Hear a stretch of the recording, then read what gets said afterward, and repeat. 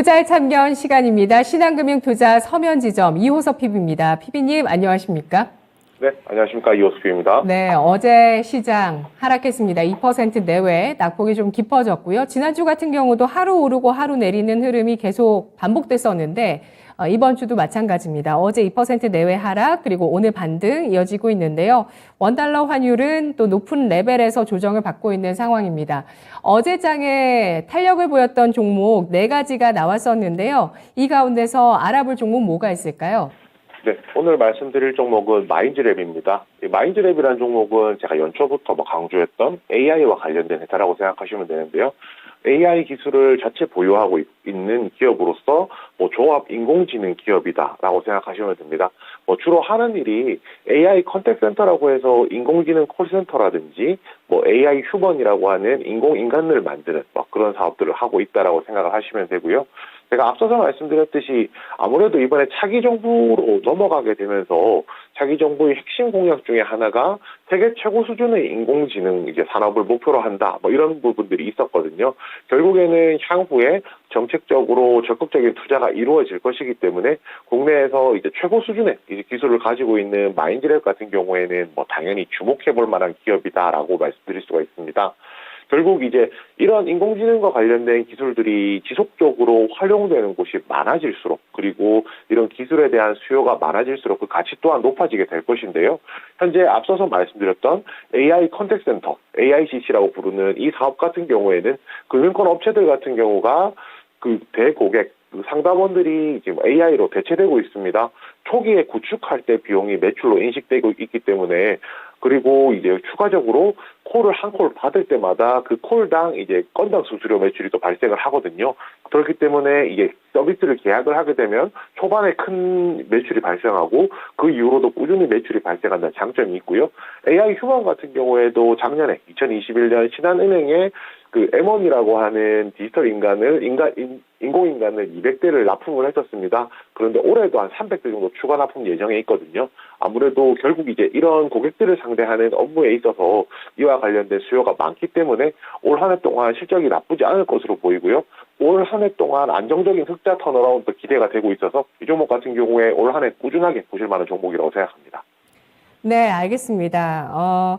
이런 콜센터뿐만 아니라 이 AI 기술을 활용해서 가상인간까지 만들어내고 있는 마인즈랩입니다. 최근 들어서 가상인간에 대한 관심이 높아지면서 일간지에서도 기획보도라든지 집중 분석에 대한 내용들이 나왔던 게 저도 4월에 한 가지 봤던 거 기억나는데 그거 좀 찾아보니까 또 다시 AI 가상인간 관련 스타트업의 인터뷰를 또 그 일간지에서 또 내고 있네요. 마인즈랩 3월 15일에 말씀해 주셨던 매수가가 21,500원이었고요. 수익률이 20% 정도 나왔는데요. 현재 구간에서는 또 가격대 어느 선을 중요하게 볼까요? 네, 우선 지금 차트로 보고 말씀을 드리면 지금 한 61선을 돌파를 시도하려고 하는 모습입니다. 최근에 주가가 좀 가파르게 빠지기도 했었고요. 그렇지만 지금부터 다시 머리를 들고 반등할 시점이라고 생각을 합니다. 목표가는 지난번에 제시해드렸던 25,000원 그대로 제시해드릴 텐데요. 이 구간이 25,000원까지 올라간다라고 하면 이 구간부터는 위쪽에 매물이 좀 많이 쌓여있기 때문에 횡보하면서 다시 2차 상승을 노려야 되는 구간이거든요. 해서 25,000원 목표가 짧게 제시해드리겠습니다. 네, 알겠습니다. 가상인간 만드는 AI 기업, 대기업도 줄 섰다. 대기업들이 기업 이미지를 위해서 가상인간을 만들고 있다는 점, 그리고 납품 이력이 있는 마인즈랩, 신한은행 쪽으로 납품하고 있다고 했죠. 전략 세워봤습니다. 자, 이어서 이슈의 참견 들어가 보겠습니다. 어떤 이슈일까요? 삼성전자 아리백 가입 가시화, 국내 재생에너지의 수혜 될까? 저는 텍소노미 아리백 하면 지난 대선 토론회가 생각납니다. 이 용어를 아느냐 모르느냐에 따라서 굉장한 논란이 좀 있었는데요. 아리백이라는 것이 기업이 사용하는 전력의 100%를 재생에너지로 충당한다는 건데요. 여기에 가입한 글로벌 기업이 주로 유럽, 미국 기업들입니다. 국내 기업도 있고요. 삼성전자가 아리백 가입 의지를 보여주고 있습니다. 이런 기업들의 움직임에 따라서 재생에너지 보다 활성화될 수 있을까요? 네, 그렇습니다. 이제는 방금 앵커님께서 말씀해 주셨겠지만 대국민 전부가 아리백이라는 이러한 용어 자체가 생소한 용어는 아닐 거라고 생각을 합니다. 그 의미는 이제 한 2050년까지 필요한 전력의 100%를 뭐 태양광이나 풍력과 같은 재생에너지로서 충당하겠다고 기업들이 자발적으로 약속을 했다는 게 포인트인데요. 물론 이제 자발적인 캠페인이긴 하지만 아까 말씀드렸던 뭐 글로벌 기업이죠. 애플이나 구글, 뭐 BMW 같은 기업들이 이제 이 운동에 동참하기를 여러 이제 고객사들에게 지금 요청을 하고 있고요. 결국 반대로 이야기하면 이게 자발적 캠페인이지만 새로운 무역 장벽이 될 수도 있는 거거든요. 아리백 도입 추세를 따라가지 못한다라고 하면 당연히 그에 따른 이제 비용 부담이라든지 뭐 관세라든지 이런 부분이 작용을 하게 될 것이기 때문에 결국 이 무역 장벽을 새롭게 생길 수 있는 무역 장벽을 낮추기 위해서는 아리백에 들어가는 것이 굉장히 좀 중요한 포인트라고 할 수가 있습니다. 지금 뭐 전 세계적으로 보더라도 한 363곳 정도 되고요. 국내에는 대표적으로 SK그룹 같은 경우가 계열사들이 전부 포함이 되어 있고, 뭐, 아모레퍼시픽이라든지 한국수자원공사 같은 한 15곳 이상의 이제 기업들이 참여를 하고 있습니다. 그리고 이번에 이야기가 나오게 된 게 삼성전자, 그리고 현대차도 언급이 되게 되었는데요. 아무래도 삼성전자 같은 경우에는 기업 규모 자체가 크기 때문에 뭐 이런 굵직굵직한 이슈에 참여하는 것에 대해서 뭐 충분한 검토를 거치기 위해서 좀 시간이 좀 많이 걸렸다라고 생각을 하고 있습니다. 어떻게 보면 당연히 들어갈 수밖에 없다라고도 볼 수 있는데요. 그 이유가 뭐냐면요. 삼성전자가 지난해 이제 온실가스 배출량 같은 경우가 전년 대비 11.4% 정도 올랐습니다. 어떻게 보면 온실가스 사용량이 오른다는 것은 배출량이 오른다는 것은 결국에는 이제 나중에는 이런 부분들이 무역의 장벽으로 작용을 할 수가 있다는 것이거든요. 그리고 이제 이런 부분이 이제 아리백이라는 것이 또 달리 생각해 보자면 글로벌 공급망에 이제 참여하기 위해서 필수적으로 이제부터는 거쳐야 되는 관문이라는 점 생각해 본다면 뭐 이번 결정 자체는 아직 오피셜은 아니지만 굉장히 뭐 좋은 결정이라고 보입니다. 현대차도 마찬가지겠죠. 삼성전자뿐만 아니라 현대차 같은 경우에도 이와 관련된 이제 아리백에 가입을 할 것이라는 이제 이 보도가 나오고 있고요. 두 기업 다 계열사까지도 전부 다 들어가지 않을까라는 전망까지도 있습니다. 그만큼 이 사업 자체가 굉장히 좀 중요하다라고 할 수 있는데요. 결국 이 사업이 왜 중요하냐라고 하면 이 부분입니다. 결국 이제 고객사들이 요구하기 때문에 당연히 해야 되는 거고요. 제도적인 규제가 발생했다라고 보면 되는데 결국 앞으로 기업이 성장하기 위해서는 재생에너지와 발맞춰서 같이 가야 된다는 겁니다. 지금 당장 재생에너지를 떼놓고 기업 혼자 성장할 수 있는 구조가 안 되기 때문에 결국 같이 가야 된다는 얘기고요. 그러면 이제 국내 재생에너지 같은 경우 그리고 조금 더 나아가서 그린에너지 같은 경우에 앞으로 지속적으로 성장할 수 있는 계기가 된다는 것입니다. 왜냐하면 그동안은 상업화에 대한 우려감들이 있었다라고 하면 이제부터는 기업들에서 이제 활용을 해주기 때문에 상업화에 대한 걱정이 조금 불식되었다고 보는 것이 맞을 것 같습니다. 뭐 아모레퍼시픽 같은 경우에는 아리백 달성을 위해서 SK E&S랑 국내에서 첫 번째로 이제 재생에너지 공급 계약을 직접 구매 계약을 체결을 했었고요.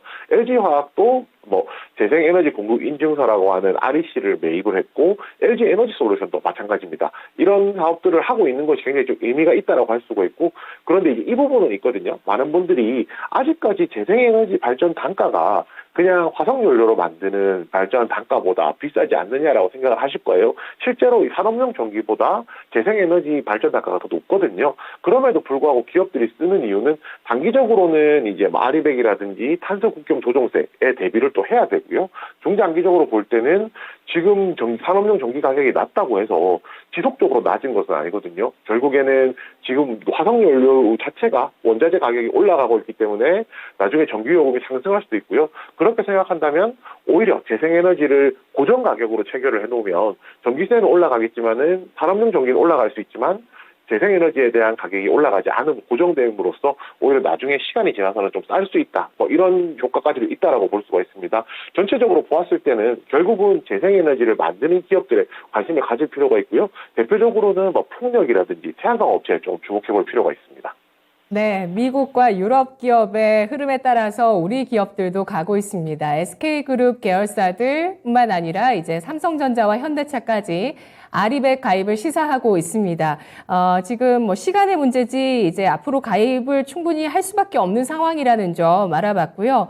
이런 것들이 기업들의 비용 부담이 될 수 있다는 점도 챙겨보면서 우리가 이 사안에 대해서 살펴봐야 될 것 같은데요.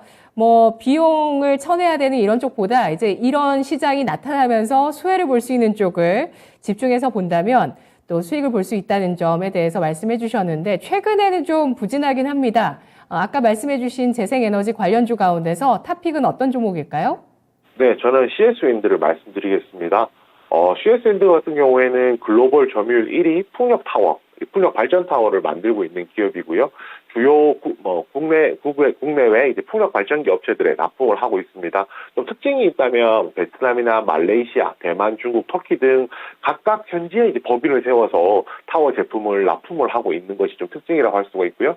최근에 안 좋은 것은 다 비슷할 겁니다. 뭐 운송비 부담이라든지 뭐 증설에 대한 내용 때문에 이제 상반기에는 실적이 좀 힘들 수 있겠지만은 오히려 이런 부분들이 하반기로 넘어간다라고 하면 안정화되면서 수익성이 좀 개선이 될 것이고요. 제가 앞서서 말씀드렸듯이 고객사와 현지 생산을 좀 많이 한다라고 했는데 결국은 5개 국가 이상의 이제 생산 공장이 있기 때문에 각 국가별로 뭐 정책이라든지 관세에 맞춰서 유연하게 대처할 수 있는 좀 장점이 있다고 생각을 합니다. 결국은 뭐 탄탄소 정책 그리고 에너지 독립 움직임과 맞추어서 글로벌 풍력 시장 자체가 2030년까지도 꾸준하게 성장할 것이거든요. 그래서 글로벌 타워 1위 업체로서 CS윈드에 대한 관심은 뭐 꾸준하게 가지셔야 되는 종목이라고 생각합니다. 네. 재생에너지, 풍력, 태양광 가운데서 풍력을 꼽아주셨네요. CS윈드 2020년에 10배거였죠. 10배, 100배면 정말 좋겠네요. 10배 넘는 시세를 낸 이후에 역시 10배거 종목은 아무리 좋아도 어쨌든 조정이 있습니다. 아까 이 기간 동안 증자를 하기도 했었고요. 이런 수급적인 부담도 있습니다. CS윈드 그래도 이 저항 뚫었었던 61,000원에 대한 지지력을 중장기적으로 보여주고 있는데 현재 61,400원 선에서 거래가 되고 있습니다. CS윈드, 아리백, 수혜주로 알아봤고요. 이어서 종목의 참견 들어가 보겠습니다. 어떤 종목이 있을까요? 네, PSK입니다. 그 PSK 같은 경우에는 많은 분들께서 뭐 삼성전자라든지 이제 보통 표현하실 때 코스닥의 삼성전자 이렇게 표현하시는 분도 있으시더라고요. 그만큼 대표적인 IT 관련주, IT 장비주라고 할 수가 있습니다. 결국 PSK가 이제 지금 실적만 놓고 본다면은 1분기는 생각보다 좋지는 않았거든요. 1분기가 영업이익이 163억 정도 나오는데 증권사 추정치가 한 200억이 약간 넘어섰기 때문에 그거보다 낮게 나왔습니다. 이 낮게 나온 이유가 이제 일회성 판매 보증비라는 건데요. 이 일회성 판매 보증비라는 것은 앞으로 신규로 공급할 장비들이 있기 때문에 그리고 신규로 공급하기 위해서 준비하는 장비들에 대한 판매 보증비거든요. 결국에는 거꾸로 뒤집어서 생각을 한다라고 하면 신규 장비 납품이 어느 정도 가시화되어가고 있는 구간이라고 말씀드릴 수 있습니다. 그리고 이러한 판매 보증비 같은 경우에는 향후에 다시 환입될 수도 있기 때문에 이 부분 생각해 본다라고 하면 오히려 1분기 실적이 나쁜 것은 개구리로 치면은 더 높게 뛰기 위해서 잠깐 웅크리고 있는 시점이다라고 생각하시면 될 것 같습니다. 우선 지금 이 회사 같은 경우에 또 이제 앞으로 사업이 그럼 어떻게 발전할지에 대해서도 봐야 되는데요. 장비가 여러 개 있습니다. 그중에 PR 스트립이라는 장비가 있고 이 장비 같은 경우에는 중화권 매출 비중이 점점 올라가고 있습니다.